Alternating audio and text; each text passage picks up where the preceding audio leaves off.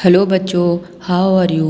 I hope you all are good and fine and doing your preparation at best level. Okay, sorry for that. We are not able to upload our video due to some technical issues. Sorry for that.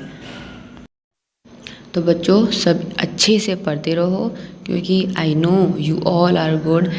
ठीक है, आप सब बहुत अच्छे हो, बहुत अच्छे से पढ़ रहे हो, अपना बेस्ट देना, घबराना नहीं, पेपर बहुत अच्छा आएगा और बहुत अच्छा करेंगे आप लोग। ठीक है, so now we are going to do most important question और a previous year question. Okay, तो चलिए सब मिलके स्टार्ट करते हैं और धूम मचाते हैं यहाँ भी और पेपर में भी। ठीक है, ऑल द बेस्ट। सवाल नंबर 1, सदा के क्या मायने हैं? सदा के क्या मायने हैं? ऑप्शन ए हमेशा, ऑप्शन बी आवाज़, ऑप्शन सी खुश या ऑप्शन डी तकलीफ। So the correct answer is option B. Option B मतलब आवाज़। एक होती है सदा जो सीन से लिखी जाती है, उसका मतलब होता है हमेशा, और ये जो सदा है ये स्वाद से लिखी गई है तो इसका मतलब होता है आवाज़। ओके, ये क्वेश्चन नंबर 2, फेल की कितनी किस्में होती हैं? Option A 2, option B 6, option C 3 या ऑप्शन डी 4। तो the correct option is option C 3। ठीक है, क्वेश्चन नंबर 3, नुकसान का मुतज़ाद क्या है? मुतज़ाद का मतलब उसका उल्टा, अपोजिट, जैसे ऊंचा नीचा, काला गोरा, उस तरीके से। तो ऑप्शन ए नफ़ा, ऑप्शन बी काम, ऑप्शन सी ज़रूरत या ऑप्शन डी तिजारत।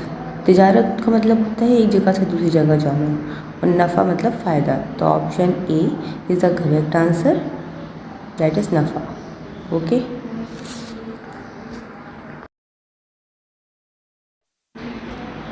क्वेश्चन नंबर 4, लफ्ज़ सबक की जमा बताइए। जमा का मतलब होता है बहुत सारी चीज़ें, जैसे वाहिद होता है एक, जमा होती हैं बहुत सारी चीज़ें, जैसे कि एक किताब है तो किताब का किताबें हो जाएगा। इसी तरह सबक का ऑप्शन ए क्या होगा, देखिए वर्क, ऑप्शन बी किताब, ऑप्शन सी असबाक या ऑप्शन डी सबाकत। So the correct option is option C असबाक, यानी सबक की जमा यानी एक से ज़्यादा असबाक हो जाएंगे। ओके, और क्वेश्चन नंबर 5, ओणम किस रियासत का मशहूर त्यौहार है? Option A Punjab, option B Gujarat, option C Kerala या option D Orissa. The correct option is Kerala. Onam एक फेस्टिवल है जो केरला में मनाया जाता है, बहुत धूमधाम से मनाया जाता है। क्वेश्चन नंबर 6, सवाल नंबर 6, नन्ही पुजारन नज़्म के शायर कौन हैं? Option A Allama Iqbal, option B deputy Nazir Ahmad, option C Altaf Hussain Hali and option D Asrarul Haq Majaz. तो the correct option is option D. Correct option is option D, Asrarul Haq Majaz. और क्वेश्चन नंबर 7, इनमें से किस लफ्ज़ की इमला दुरुस्त है? इमला दुरुस्त है मतलब वो सही तरीके से लिखा हुआ है, जैसा होता है उस तरीके से। ऑप्शन ए इंसान, ऑप्शन बी इंसान, ऑप्शन सी इंसान, ऑप्शन डी इंसान। इन चारों में से जो इंसान सही तरीके से लिखा हुआ है उस पर टिक लगाना है।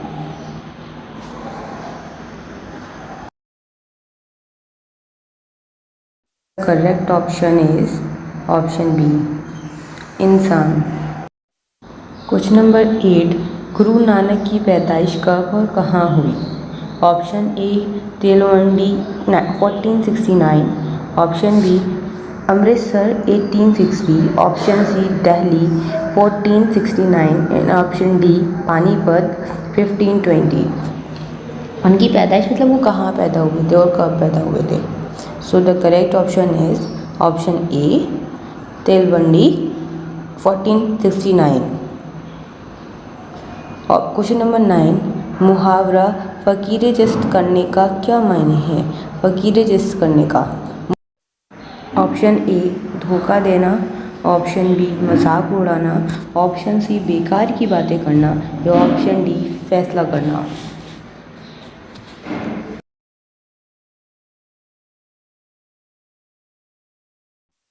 The correct option is option ए, धोखा देना। ओके, नाउ अब हिंदी स्टार्ट हो गई। अब हिंदी का पार्ट करेंगे यहाँ से। क्वेश्चन नंबर 10, निम्नलिखित शब्दों में से कौन सा शब्द भाववाचक संज्ञा नहीं है? क्या पूछा है? भाववाचक संज्ञा नहीं है। तो ऑप्शन ए गरीबी, ऑप्शन बी निर्धनता, ऑप्शन सी सजावट एंड ऑप्शन डी नदी।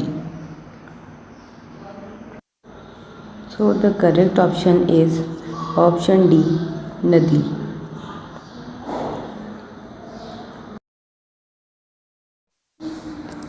क्वेश्चन नंबर 11, जिन क्रियाओं के साथ कर्म होता है उन्हें क्या कहते हैं? क्रियाओं के साथ, ठीक है। ऑप्शन ए सकर्मक क्रिया, ऑप्शन बी अकर्मक क्रिया, ऑप्शन सी क्रिया, ऑप्शन डी कर्म। The correct option is option ए सकर्मक क्रिया।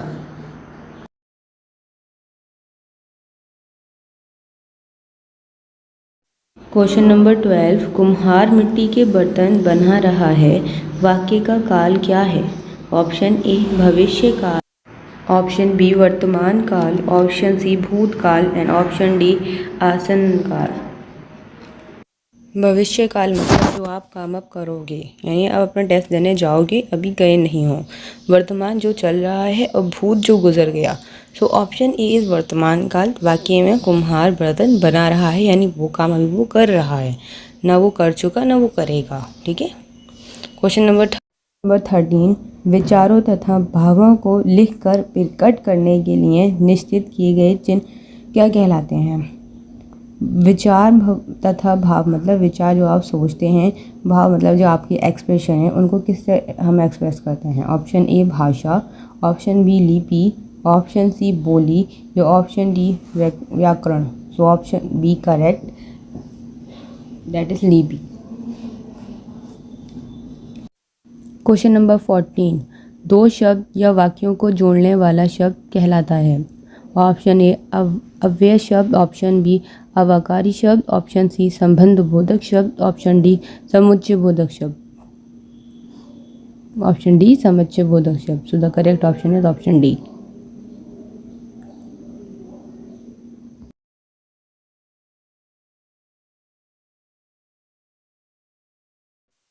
क्वेश्चन नंबर 15, दयालु का विलोम शब्द क्या है? विलोम मतलब अपोजिट वर्ड, जिस तरह उर्दू में मुतज़ाद पूछते हैं, ठीक है। ऑप्शन ए कठोर, ऑप्शन बी दयाहीन, ऑप्शन सी सदा, ऑप्शन डी निर्दय। तो the correct option is option D निर्दय। क्वेश्चन नंबर 16, हिंदी की लिपि कौन सी है? Option A Roman, option B Farsi, option C Devanagari, option D Gurmukhi, option C. The correct option is option C Devanagari. Question number 17, भाषा की सबसे छोटी इकाई कौन सी है? ऑप्शन ए शब्द, ऑप्शन बी वर्तनी, ऑप्शन सी वर्ण, ऑप्शन डी मात्रा। So the correct option is option C word. Question number 18, no sooner did he arrive at the station dash the train left. Option A when, option B while, option C then and option D where. No sooner means something that happen immediately, कुछ भी चीज़ जो बहुत जल्दी हो गई हो, आप जल्दी जल्दी में ट्रेन के लिए जा रहे हैं, अगर आप नहीं गए तो फिर आपकी ट्रेन छूट जाएगी। तो उसके लिए क्या आता है, फिर के लिए हम यूज़ करते हैं देन। अगर वो स्टेशन जल्दी नहीं पहुंचा तो उसकी ट्रेन छूट जाएगी। तो the correct option is C then. No sooner did he arrive at the station then the train left. Question number 19, choose the correct adjective of the noun advise. Adjective वो words होते हैं जो किसी की खासियत या खामी बताने के लिए यूज़ किए जाते हैं। Option A advisable, option B advice, option C advisably, option D advice. The correct option is advisable. Question number 20, that which can not be seen. वो चीज़ जिसको हम देख नहीं सकते। Option A insensible, option B interchangeable, option C invisible, option D unseen. Interchangeable यानी कि change हो जाना किसी चीज़ का। अगर कोई चीज़ चेंज हुई है तो हम उसका बदलाव देख सकते हैं ना। अनसीन मीन्स अगर हमारे पास कोई चीज़ है, जैसे कि मेरे पास चॉकलेट है लेकिन वो मैंने अभी नहीं देखी, तो वो सेंस में यूज़ हुआ है। इनविजिबल जैसे हमारे गॉड हैं जिनको हम मानते हैं लेकिन हमने उन्हें देखा नहीं है, वो इनविजिबल है और हमारे आसपास मौजूद हैं। So that which can not be seen, so the correct option is option C, that is invisible, जिसको हमने कभी नहीं देखा। Okay. Question number 21, antonym of oblivion. Antonym होता है अपोजिट वर्ड और सिनोनिम होता है उसका सेम। ओके। तो ऑब्लिविशन का मतलब होता है the state of being completely forgotten, वो स्टेट जिसमें आप सब चीज़ भूल जाते हो। तो इसका हमें अपोजिट देखना है। ऑब्लिविशन मतलब जिसमें आप सब भूल जाते हो और इसका अपोजिट होगा जिसमें आपको सब चीज़ें याद रहें। So the now option number A is observation, option B is remembrance, option C is forgetfulness and option D is memory. Okay? अगर क्वेश्चन में हमसे सिनोनिम पूछते तो हम ऑप्शन सी पर करेक्ट आंसर लगाते, लेकिन इसमें हमसे एंटोनिम पूछा है तो हम ऑप्शन बी पर करेक्ट आंसर लगाएंगे। Option number B is remembrance. Okay. Question number 22, the superlative degree of difficult is. Superlative वो हाईएस्ट डिग्री होती है। ओके। तो option number A is very difficult, option B more difficult, option C much difficult and option D is most difficult. So the correct option is option number D, most difficult. Question number 23, the opposite gender of Stag is. Opposite पूछा है, उसका उल्टा। Option A drake, option B dog, option C hen and option D is hind. So the correct option is option D. Now the question number 24 is the fruits were distributed dash the 4 boys. मतलब जो fruit हैं वो बांटे जा रहे हैं 4 लड़कों के बीच में। ठीक है, 4 लड़कों के लिए, 4 लड़कों के साथ नहीं बांटे जा रहे, 4 लड़कों के लिए नहीं बांटे जा रहे, 4 लड़कों के बीच में बांटे जा रहे हैं। तो the option number A of, option number B among, option number C with, option number D for. तो the correct option is option number B, option number B among. The fruit were distributed among the 4 boys. Okay. Question number 25 is the she has been reading dash 9 PM। वो पढ़ रही है कब से? Option number A since, option number B for, option number C to, option number D is of. Since का use किया जाता है जब से आप काम करना स्टार्ट करते हो, कि सुबह से किया है सिंस मॉर्निंग, अगर आपने 2 साल पहले से किया है since 2 years ago. So the correct option is option A since. Question number 26, the atmosphere is divided into dash.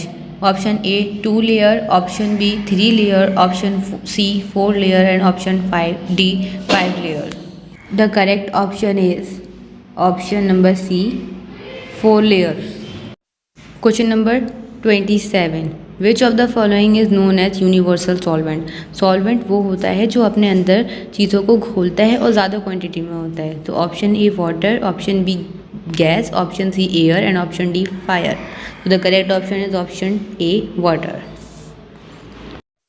Question number 28, filter paper is use to. Filter paper वो होता है जो किसी चीज़ को फिल्टर करता है। तो option A filtration, option B sedimentation, option C decantation, option D distillation. So correct option is option A filtration.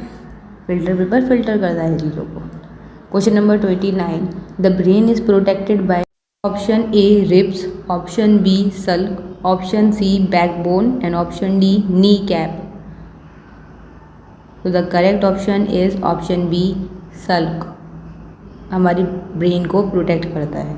Question number 30, nerves are made up of. Nerves किससे बनी होती हैं? Option A cornea, option B bones, option C retina and option D neurons. The correct option is option D, that is neurons. Question number 31, plant give us. Plants हमें क्या देते हैं?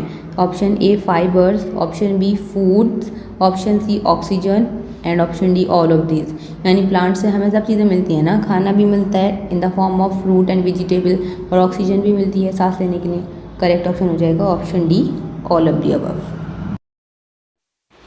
Question number 32, the farthest planet from the sun is. Farthest मतलब सबसे दूर planet कौन सा है? Option A Mercury, option B Jupiter, option C Saturn and option D Neptune. The correct option is option D, that is Neptune. Question number 33, the blanket of air surrounding the earth surface is. option A atmosphere, option B nitrogen, option C oxygen and option D ozone layer. यानी जो हमारी अर्थ है वो किससे surrounding होती है? ये चारों तरफ एक प्रोटेक्टिव लेयर होती है जिसको एटमॉस्फेयर कहते हैं. So that the correct option is option number A, that is atmosphere. Question number 34, the largest part of the brain is. Brain का सबसे बड़ा हिस्सा क्या होता है? Option A cerebrum, option B medulla, option C cerebellum, option D pons.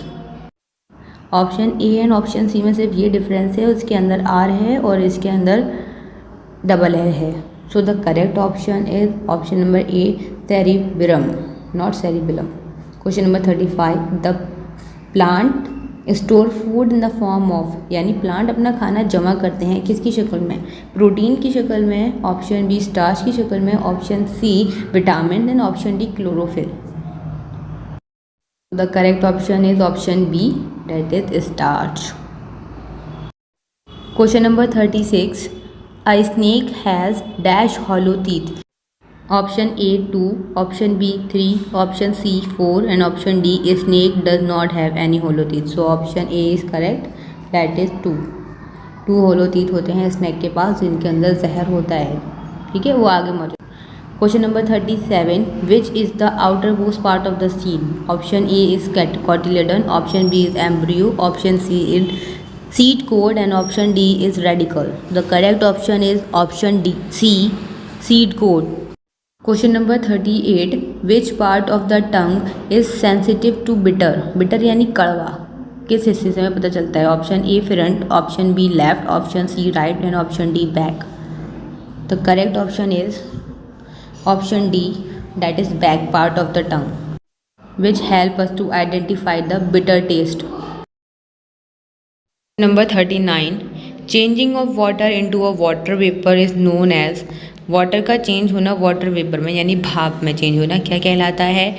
Option A condensation, option B precipitation, option C sedimentation और option D evaporation. The correct option is option number D, evaporation.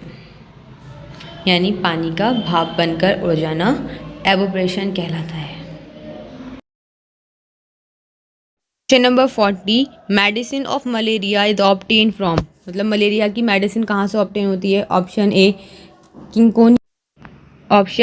किंकोना root, option B cinchona stem, option C bark of cinchona and option D cinchona leaves. ये एक पेड़ है, ठीक है, उसके parts हैं. तो the correct option is option C, bark of cinchona.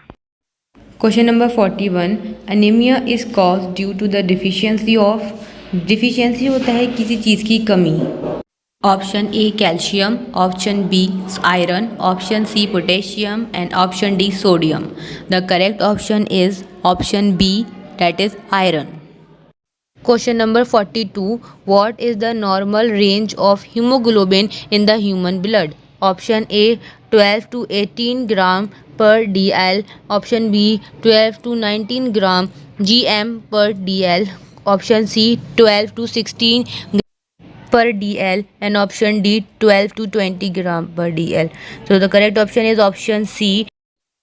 Question number 43, the earth pull everything towards itself due to, यानी कि ज़मीन अपनी तरफ हर चीज़ को खींचती है, क्यों? Option A gravitational force, option B frictional force, option C magnetic force and option D electrostatic force. Electrostatic force तो इलेक्ट्रिसिटी की वजह से होता है और मैग्नेटिक फोर्स मैग्नेट की वजह से, फ्रिक्शन फोर्स एक दूसरे की फ्रिक्शन की वजह से, ठीक है, जैसे कॉम्ब और हेयर, एंड और ग्रेविटेशनल फोर्स जो होता है जब ज़मीन ग्रेविटी की वजह से होता है, यानी जब ज़मीन चीज़ों को अपनी तरफ खींचती है।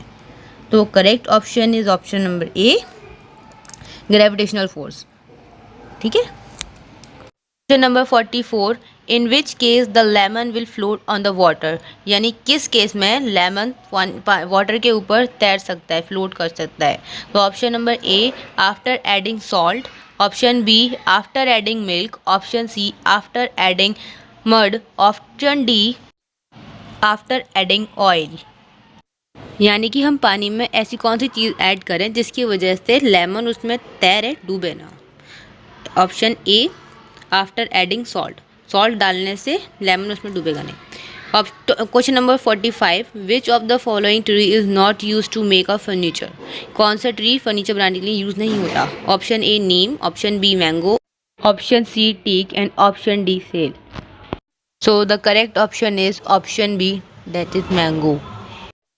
Question number 46, what percent of nitrogen present in air? Option A 35%, option B 21%, option C 78%, option D 4%। यानी कितनी परसेंट नाइट्रोजन प्रेजेंट है एयर में। तो the correct option is option C, that is 78%, और बाकी अदर गैसेस प्रेजेंट है। Question number 47, anaemia is lead to, option A less growth, option B low energy, option C tiredness, option D all of the above. Anaemia is a disease जो हमें बीमार कर देती है और हमारे अंदर की कमियां आ जाती हैं, तो हम कह सकते हैं सब चीज़ें all of the above. Low energy हो जाती है, ग्रोथ कम होने लगती है, टायर्डनेस, थक जाते हैं। Question number 48, an earthquake that cause on the sea floor, sea के फ्लोर पर जो अर्थक्वेक आता है उसको हम क्या कह सकते हैं। Option A cyclone, option B famine, option C tsunami and option D drought. मतलब सी के फ्लोर पर जहाँ तक समंदर भरा हुआ होता है तो समंदर के ऊपर हमारी लहरें उठती हैं, तो जब वो आता है तो उसको हम क्या कहते हैं। तो the correct option is tsunami, option C. Question number 49, which of the following is an insectivorous plant? Insectivorous plant are those plant which eat insect, वो प्लांट जो इंसेक्ट को खाकर अपना खाना बनाते हैं, उन्हें फोटोसिंथेसिस की ज़रूरत नहीं। Option A is zinnia, option B is money plant, option C is pitcher plant, option D is cactus. So the correct option is pitcher plant that capture the insect then eat. Question number 50, saliva helps in, saliva किस चीज़ में मदद करता है। Option A digestion, option B ingestion, option C excretion, option D nutrition. Saliva हमारे mouth में present होता है जो हमारे खाने को चबाने में मदद करता है, यानी कि डाइजेशन में मदद करता है। So the correct option is option A digestion. Question number 51, temperature of our stomach is about, यानी हमारे स्टमक यानी पेट का टेम्परेचर कितना होता है। Option A 20 degree Celsius, option B 10 degree Celsius, option C 40 degree Celsius and option D 30 degree Celsius. The correct option is option C, that is 40 degree Celsius. Question number 52, an animal that go into a long deep sleep in the winter hibernation, मतलब वो कौन सा जानवर है जो सर्दियों में बहुत लंबे समय के लिए सोने के लिए चला जाता है। Option A cat, option B monkey, option C lizard and option D fish, यानी जो सर्दियों में बिल्कुल नज़र ही नहीं आता। आप बताइए, कैट मंकी फिश तो नज़र आती हैं, तो the correct option is option C lizard, जो सर्दियों में नज़र नहीं आती। Question number 53, energy giving food are, यानी वो फूड जो हमें एनर्जी देते हैं इंस्टेंटली, यानी बहुत जल्दी। तो option A meat and egg, option B fruit and vegetables, option C rice and potato and option D none of the above, यानी इनमें से कोई नहीं। तो the correct option is option C rice and potato, यानी चावल और आटा। Question number 54, excessive rainfall can lead to, यानी हद से ज़्यादा बारिश होना क्या कर सकती है। Option A drought, option B famine, option C floods and option D none of the above. So the correct option is option C flood, यानी उनसे बहुत ज़्यादा बारिश होने से सैलाब आ सकते हैं, flood. Question number 55, who are soil's best friend, मिट्टी का सबसे अच्छा दोस्त कौन है। Option A rat, option B snake, option C cockroach and option D earthworm. The correct option is option D, that is earthworm.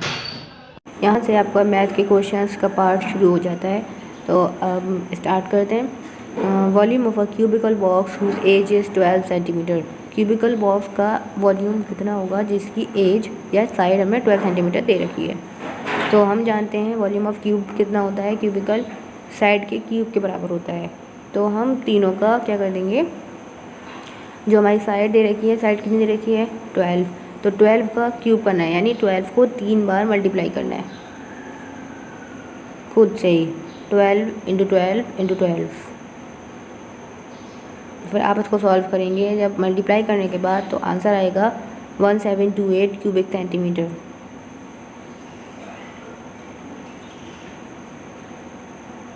अगर यहाँ स्क्वायर होता तो हम इसको 2 बार मल्टीप्लाई करते, क्यूब है यहाँ पर इसलिए हमने इसको 3 बार मल्टीप्लाई किया है।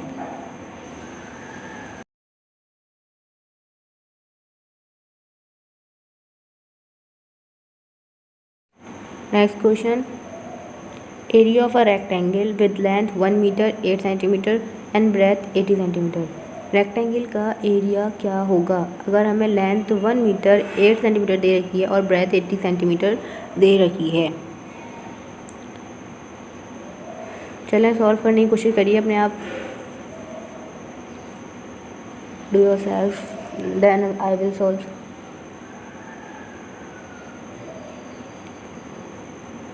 पहले आप देखें कि लेंथ हमें कितनी दे रखी है 1 मीटर 8 सेंटीमीटर। इसका एक्सप्लेनेशन देखिए, लेंथ है 1 मीटर 8 सेंटीमीटर। तो पहले हमें आंसर किस में दे रखा है सेंटीमीटर में, हमें लेंथ को पूरा सेंटीमीटर में ही कन्वर्ट करना है।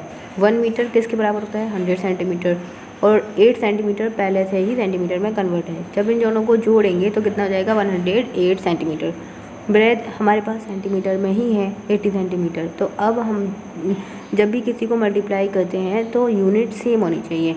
1 मीटर 8 सेंटीमीटर इंटू 80 सेंटीमीटर ये मल्टीप्लाई नहीं हो सकता, यूनिट सेम होनी चाहिए। अब मल्टीप्लाई कर सकते हैं हम क्योंकि अब लेंथ कितनी है 108 सेंटीमीटर और ब्रेथ कितनी है 80 सेंटीमीटर। जब इन दोनों को मल्टीप्लाई करेंगे तो आंसर आएगा 8640। Hope you understand.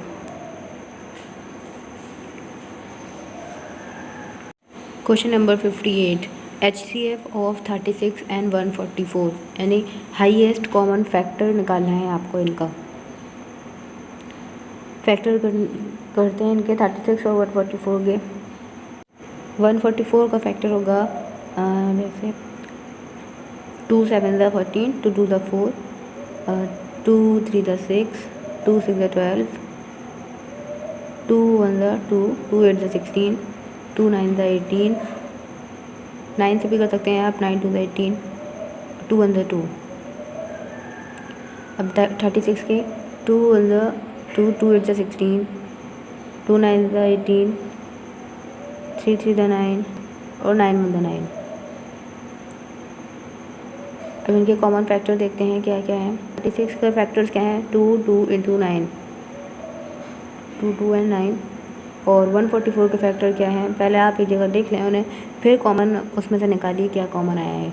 2 into 2 into 2 into 9 into 2। कोई मसला नहीं है, आगे पीछे हो जाए तो कॉमन तो आ ही जाएगा। यहाँ 2 कॉमन है और 2 कॉमन है और एक बार 9 कॉमन है। तो जो कॉमन है उन्हें लिखें साइड में। HCF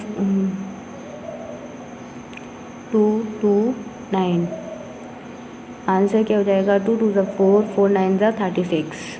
36 is the highest common factor. जो दोनों में कॉमन होता है वो HCF कहलाता है। LCM ऑफ 5 and 6,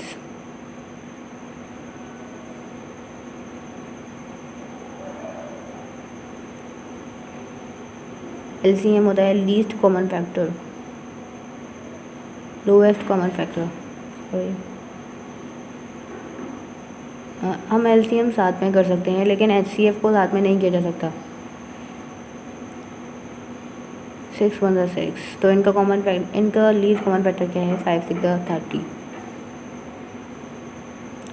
LCM कितना है इनका? 30। To next question. समझ तो आ रहा है बच्चों ना आपको? अगर नहीं आ रहा है जहाँ भी समझ में, तो आप उसे कमेंट करके पूछ सकते हैं। आई will explain you it again in short. Question number 60, largest fraction is, सबसे बड़ा फ्रैक्शन कौन सा है इसमें? ये क्वेश्चन आप उसे ट्राई करें एक बार। I will give you 5 seconds, try to do your self.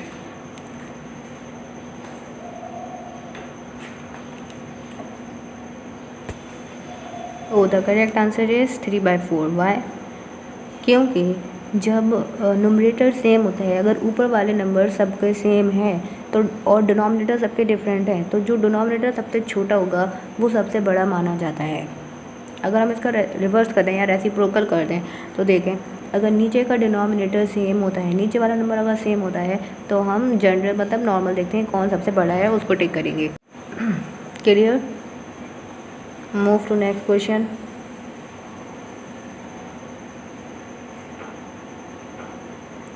Some of rupees 90.50 and rupees 40.25, जब इन दोनों को हम जोड़कर माइनस करेंगे रुपीज़ 275 में, तो आंसर क्या आएगा? पहले आपको सम निकालना है स्टार्टिंग 2 नंबर का, फिर उसको सब्ट्रैक्ट करना है रुपीज़ 275 में से। चले स्टार्ट करिए। 90.25 को एंड 40.25 को जब हम ऐड करेंगे तो 130.75 आंसर आएगा। अब हमें 275 रुपीज़ में से 130.75 माइनस करना है, तो कितना हो जाएगा? 0 में से 5 जा नहीं सकते, तो हम इधर से एक ले लेंगे। जगह 10 में से 5 गए 5, इधर बचेगा 9, 9 में से 7 गए 2, इधर बचेगा 4, 4 ऐसे ही आ जाएगा। यहाँ बचेगा 7, 7 में 3 गए 4 एंड 2 में से 1 माइनस करेंगे तो 1 आएगा answer. So your answer is 144.25। Move on to next question, question number 62. A rectangular tank is 23 centimetre long. एक रेक्टेंगुलर टैंक है जिसकी लेंथ कितनी है? 20 सेंटीमीटर, और ब्रेथ दे रखी है उसकी, हमें हाइट दे रखी है। आपको उसका वॉल्यूम निकालना है। तो volume of a rectangular tank कितना होता है? Length into breadth into height के बराबर। पूरा वॉल्यूम जब भी निकालते हैं तो हम उनकी लेंथ, ब्रेथ और हाइट तीनों को ही मल्टीप्लाई किया जाता है। जो क्वेश्चन में गिवन है उन्हें लिखिए, उन्हें रखिए, उन वैल्यूज़ को मल्टीप्लाई करिए और आंसर आ जाए।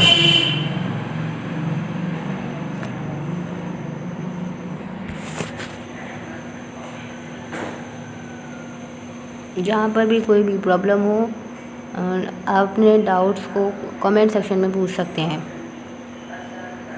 और at the end of this video आप अपने मार्क्स बताइए कितने आपने स्कोर किए आउट ऑफ 85।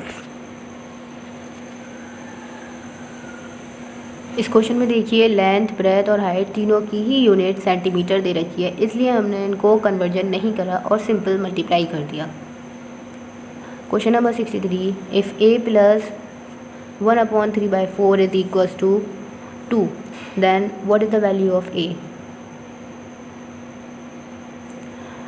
जब इक्वल की दूसरी साइड में a प्लस में हो रहा है तो पहले तो हमें ये मिक्स फ्रैक्शन में इसे सिंप्लीफाई करना होगा। 4 1 4 और 3 7, 7/4। नीचे वाला नंबर तो ऐसे ही रहता है। ये इक्वल की साइड प्लस में दूसरी साइड जाएगा तो क्या हो जाएगा? माइनस हो जाएगा। 2 - 7/4। अब इसको सिंपल सॉल्व कर लें। 4 2 8, 8 - 7 कितना हो जाएगा? 1, 1/4। 4 2 8 करा ना हमने, 4 to the 8 minus 7 upon 4. So answer is 1 upon 4.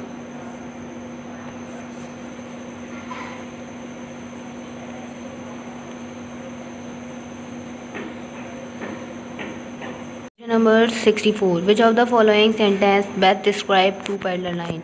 दो पैरेलल लाइंस कैसी होती हैं? दो पैरेलल जो बिल्कुल एक दूसरे को क्रॉस ना करें, जो एक दूसरे को किसी भी पॉइंट पर टच ना करें, उन्हें पैरेलल लाइंस कहते हैं. So option number D is correct. They are always the same distance apart. वो एक दूसरे से बिल्कुल सेम डिस्टेंस पर होती हैं. Never intersect. Question number 65. 0.002 is कितनी परसेंट के बराबर होगा? तो जो पॉइंट के बाद कितने नंबर हैं? 3 नंबर हैं, तो नीचे 3 ज़ीरो आ जाएंगे. नीचे कितने ज़ीरो आ जाएंगे? 3 ज़ीरो आ जाएंगे. आप इसको परसेंटेज निकालने के लिए मल्टीप्लाई करते हैं 100 से. यहाँ 2 ज़ीरो से 2 ज़ीरो कैंसिल आउट हो जाएंगे, तो क्या बचेगा? 1 ज़ीरो. तो आंसर क्या आएगा? 0.2%. जब भी परसेंटेज निकालनी होती है तो 100 से मल्टीप्लाई किया जाता है. Question number 66. Roman numeral for 141. 141 को रोमन नंबर में कैसे लिखते हैं? In Roman number 100 is equal to C और 40 होता है XL. लिखते हैं इसको क्योंकि वो L होता है 50. जब हम 50 में से 10 माइनस करेंगे, माइनस कर रहे हैं इसलिए X को पीछे लिखा. Question number 67. The weight of 826 bags of rice. इतने बैग्स हैं, 826 बैग हैं राइस के, चावल के. उनका वेट कितना है? 82,434 किलोग्राम एंड 800 ग्राम. तो एक बैग का वज़न कितना होगा? एक्सप्लेनेशन. पहले तो यूनिट सेम करेंगे. आंसर किस में दे रखा है? किलोग्राम में. तो सबकी यूनिट किलोग्राम होनी चाहिए. 82,434 किलोग्राम में ऑलरेडी कन्वर्ट है, तो हमने 800 ग्राम को किलोग्राम में कन्वर्ट करना रहेगा. जब हम इसको कन्वर्ट कर लेंगे तो आंसर आएगा 82434.8 किलोग्राम. क्योंकि 1 किलोग्राम 1000 ग्राम के बराबर होता है, 1000 ग्राम के बराबर. तो 800 ग्राम को हम 1000 से डिवाइड करेंगे, आंसर आएगा 0.8 को 82,434 में एडिशन करने पर आंसर आ जाएगा 82,434. अब इसी तरीके से हम करते हैं सॉल्यूशन. 826 बैग जिनका वज़न है 82,434.8 किलोग्राम के बराबर. तो एक बैग का वज़न कितना होगा? लेट से हमें पता नहीं है तो हम कुछ भी ले सकते हैं, जैसे y किलोग्राम. क्रॉस मल्टीप्लाई करेंगे जब इनको हम 826 को y से मल्टीप्लाई करना है और 82,434.8 को 1 से मल्टीप्लाई करना है. जब भी कोई भी नंबर 1 से मल्टीप्लाई होता है तो वही नंबर आता है. अब y के साथ 826 मल्टीप्लिकेशन में है, इक्वल की दूसरी साइड जाएगा, वो डिवाइड हो जाएगा. जब हम उसको डिवाइड करेंगे तो आंसर आएगा 99.8 किलोग्राम. पॉइंट के बाद जो ज़ीरोज़ होते हैं उनकी कोई वैल्यू नहीं होती, इसलिए अगर आप ज़ीरो लगा कोई वैल्यू नहीं होती, अगर आप वो लिखते भी हैं तो कोई मैटर नहीं करता. Question number 68. The number 1 is. जो 1 नंबर है वो क्या है? प्राइम नंबर है, कंपोजिट, या वो प्राइम है और कंपोजिट दोनों ही हैं, या वो ना ही प्राइम है ना ही कंपोजिट है? तो आंसर है इसका C. वो प्राइम नंबर भी है और कंपोजिट भी है. प्राइम जो अब question number 69. Parameter of regular hexagon. Hexagon का पैरामीटर क्या होगा? सिंपल पैरामीटर क्या होता है? सारी साइडों का सम, जितनी भी उसमें साइड्स हैं उनको जोड़ देंगे तो वो उसका पैरामीटर बन जाता है, पैरामीटर कहलाता है. Sum of all the side is called parameter. तो इसकी कितनी साइड्स होती हैं? हेक्सागन. हेक्सा से ही समझ में आ रहा है कितनी होंगी? 6 होंगी. तो 6 इंटू साइड, और साइड को बोल दो length of a side. 6 into length of a side. Next question. Question number 70. Successor of 999 is. Successor means एक कदम आगे बढ़ना, यानी कि 1 उसमें ऐड किया जाता है. जब भी सक्सेसर पूछेंगे तो उसमें हमने 1 ऐड करना है. After addition of 1 we get 10,000. This is the simplest question and this is the most important question which was asked every year.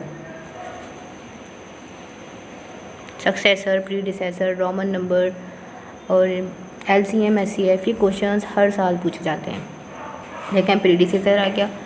Predecessor क्या होगा 1 का? जब आप 1 में से 1 सब्ट्रैक्ट करेंगे तो आपके पास क्या बचेगा? Of course 0। 1 रुपया था और 1 हमने वो खा लिया, तो हमारे पास क्या बचा? 0।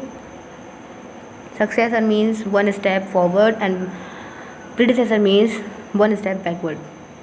Question number 72, the greatest number from which digit 43025। In number का यूज़ कर कर आपको सबसे बड़ा नंबर बनाना है। बड़ा बनाना है तो बड़े से ही शुरुआत की जाएगी।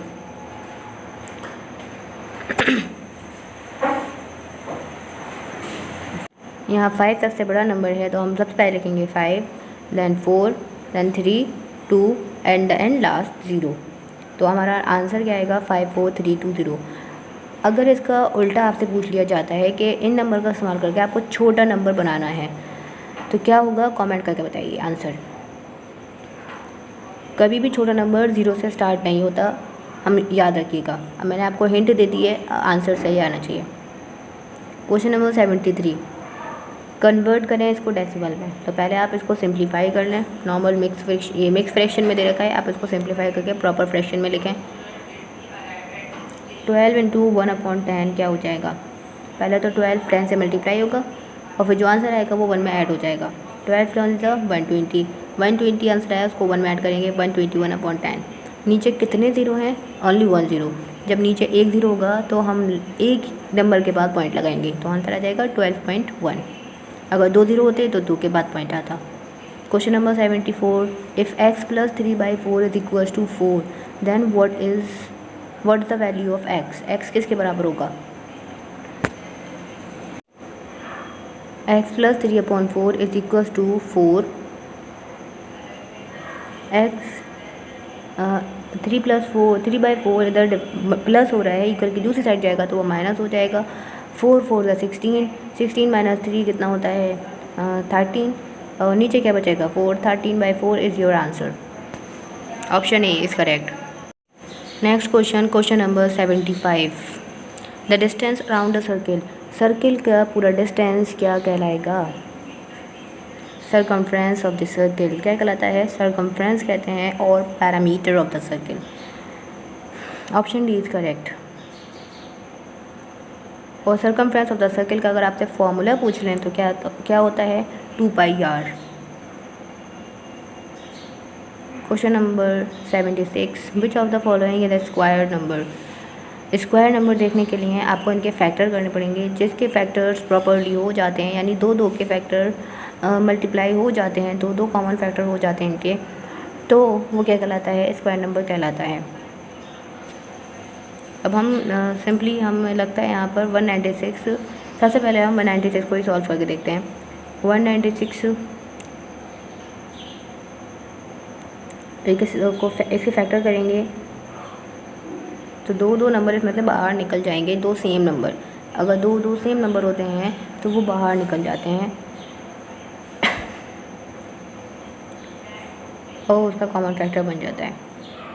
यहाँ देखिए 7 2 टाइम्स आ रहा है और 2 भी 2 टाइम्स आ रहा है। दैट मीन्स ये एक परफेक्ट स्क्वायर नंबर है। किसका परफेक्ट स्क्वायर नंबर है? एक बार 7 कॉमन है, एक बार 2 कॉमन है, तो क्या हो गया? 7 2 14। तो ये 14 का परफेक्ट स्क्वायर नंबर है। आप इसको सॉल्व भी करके देखें। 14 को 14 से मल्टीप्लाई करोगे तो क्या आंसर आएगा आपका? ऑफकोर्स 196 आएगा। क्रॉस चेक कर सकते हैं आप लोग। और आप जब 55 को फैक्टर करेंगे तो फैक्टर प्रॉपर हो जाएंगे। 11 5 का 55 होगा, लेकिन उसमें कोई भी नंबर 2 बार नहीं आ रहा। परफेक्ट स्क्वायर नंबर होने के लिए नंबर का एक पेयर बनना चाहिए। यहाँ तो पेयर बन ही नहीं रहा 55 का। इसी तरह 341 का भी कोई पेयर नहीं बनेगा और 167 का भी नहीं है। नेक्स्ट क्वेश्चन नंबर 71, इसमें तो सिंपल एडिशन करना है। इसे ऐड कर आंसर आएगा इसका 93111075। Option B is correct. 1 million is equals to 1 million किसके बराबर? आंसर होगा इसका 100 लाख। 1 10 100 1000 10,000 lakh 10 lakh million 10 million. जब लैख के बाद ज़ीरो लगाओगे तो 5 ज़ीरो आएंगे और 10 लाख और लैख बचे 2 ज़ीरो, तो कितना हो जाएगा 100 लाख। आंसर क्या होगा 100 लाख। टोटल 7 ज़ीरोज़ होते हैं मिलियन में, तो उसको पढ़ा जाता है 100 लाख। मिलियन के बाद कितने नंबर आ रहे हैं, 10 लाख आ रहे हैं, लाख है, 10,000, 1000, 100, टेंस एंड वंस। तो अब जितने नंबर हैं उतने ही ज़ीरो होंगे। 100 lakh. Option A is correct. Move to next question, question number 75। What should be subtracted from 70320 to get 50197? इसमें से क्या सब्ट्रैक्ट किया जाए कि हमें 50,197 मिल जाए, यानी 50,197 मिल जाए। तो सिंपल उसी को माइनस कर दीजिए, आंसर आ जाएगा 70320 subtracted 50,197. On subtracting we get 20,123. Option D is correct. Next question, question number 80. If product of HCF and LCM of two number is 1280 and if first number is 32, then find the other number. अगर हम दो number का HCF और LCM निकालते हैं तो उनका product कितना आता है, उनको मल्टीप्लाई करेंगे तो आंसर आएगा 1280। अगर उसमें पहला नंबर 32 है तो दूसरा नंबर क्या होगा? तो इसका फॉर्मूला होता है HCF multiply LCM is equals to A into B। A is the first number and B is the second number.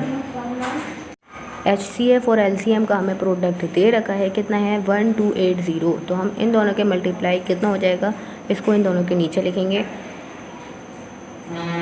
Equal की दूसरी साइड 32 मल्टीप्लिकेशन में है, जब दूसरी साइड जाएगा तो हो जाएगा 1280 डिवाइडेड 32।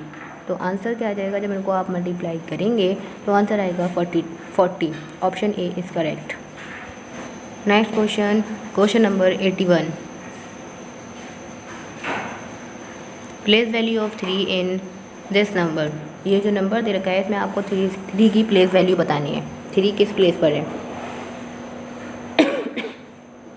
पॉइंट के बाद पहले नंबर की प्लेस वैल्यू 10th होती है और सेकंड की होती है 100 और पॉइंट के बाद थर्ड डिजिट जो होता है उसकी प्लेस वैल्यू होती है 1000। तो जो 10th प्लेस वैल्यू होती है उसको लिखा जाता है 1/10, 100th प्लेस वैल्यू को लिखा जाता है 1/100 और 1000th प्लेस वैल्यू को लिखा जाता है 1/1000। तो आपका जो नंबर है 3 वो पॉइंट की थर्ड डिजिट पर है, तो उसकी प्लेस वैल्यू हो जाएगी 1000 और उसको लिखा जाएगा 3/1000। जो नंबर होता है उसको उसकी प्लेस वैल्यू से डिवाइड किया जाता है। 3/1000 जब होगा तो 3 के नीचे कितने ज़ीरो हैं, 3 ज़ीरो हैं, तो ऊपर जाकर 3 के बाद ही पॉइंट आएगा, तो कितना हो जाएगा 0.003। Option A is correct. Next question, question number 82। Pallavi bought 15 kilogram mango. If cost of 1 kilogram mango is ₹25, 4/5, then Pallavi has to pay. अगर 15 किलो मैंगो 15 किलो मैंगो की कीमत, आम की कीमत कितनी होगी अगर 1 किलो आम की कीमत हमें दे रखी है। सिंपल लिखना है हमें 1 kg इज इक्वल्स टू 25, 4/5 को पहले सिंप्लीफाई करेंगे तो कितना हो जाएगा 25, 4/5 को सिंप्लीफाई करने पर आंसर आता है 25 × 5 मल्टीप्लाई होगा, जो आंसर आएगा वो 4 में एडिशन हो जाएगा उसका। 25 5 तक कितने होते हैं 125 + 4 129/5 आंसर आ जाएगा इसका। नेक्स्ट फिर हम मूव करेंगे आगे। तो 1 किलो आम की कीमत 1 किलो आम जब इतने रुपीज़ के हैं 129/5 तो 15 kg कितने होंगे हमें नहीं पता, तो हम लिखेंगे x kg। कितने होंगे x kg, ठीक है। फिर इसको हम क्रॉस मल्टीप्लाई करेंगे, क्रॉस मल्टीप्लाई होगा 1 मल्टीप्लाई होगा किसके साथ, x के साथ। जब भी कोई नंबर 1 के साथ मल्टीप्लाई होता है तो वही नंबर आता है, तो x × x हो जाएगा 129/5 मल्टीप्लाई हो जाएगा किसके साथ 15 kg के साथ, 15 के साथ। हमें सेम चीज़ को नीचे लिखना होता है, जैसे kg है तो kg के नीचे kg लिखेंगे और रुपीज़ के नीचे रुपीज़ लिखा जाएगा। जैसे इससे पहले भी हम ऐसा एक क्वेश्चन सॉल्व कर चुके हैं इफ़ यू रिमेंबर। आंसर आएगा 5 को 15 से काट देंगे, 5 3 से 15, यहाँ ऊपर बचेगा 3 और 129। 129 3 के साथ मल्टीप्लाई हो जाएगा। जब हम 129 को 3 के साथ मल्टीप्लाई करेंगे तो आंसर आएगा 387। Option A is correct. If you have any problem in this question please let me know in the comment section. I will explain you in short. Question number 83। Area of rectangular park 672 metre है, breadth 21 है। या आपको यहाँ पर आपको length निकालनी है। Okay, area of rectangular park क्या होता है? Length into breadth. एरिया कितना दे रखा है? 672। लेंथ हमें निकालनी है। ब्रेथ कितनी दे रखी है? 21। 21 लेंथ के साथ मल्टीप्लाई हो रहा है, इक्वल की दूसरी साइड जाएगा तो डिवाइड हो जाएगा। डिवाइड हो जाएगा 672 के साथ जब 21, तो आंसर आएगा इसका 32। Question number 84। The geometrical shape having more than 5 line of symmetry is. ये क्वेश्चन अब आपको सॉल्व करना है। ये तो बहुत आसान क्वेश्चन है। I give you 5 seconds.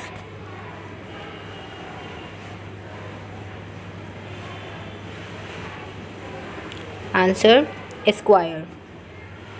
Next question, question number 85। The number 5019 is divisible by. ये नंबर किस किस की टेबल में आता है हमें ये बताना है, और ये किस किस से डिवाइड हो जाएगा। तो सिंपली हम 1 बाय 1 जितने ऑप्शंस दे रखे हैं उनसे सॉल्व करेंगे, उनका डिवीज़न करेंगे। 5019 3 and 7 both not divisible by 9। जब हम इसको 3 से डिवाइड करेंगे हो जाएगा, 7 से करेंगे तो हो जाएगा, लेकिन ये 9 से डिवाइड नहीं होगा। Option D is correct. With this question, this video ends here. Thank you for watching this video.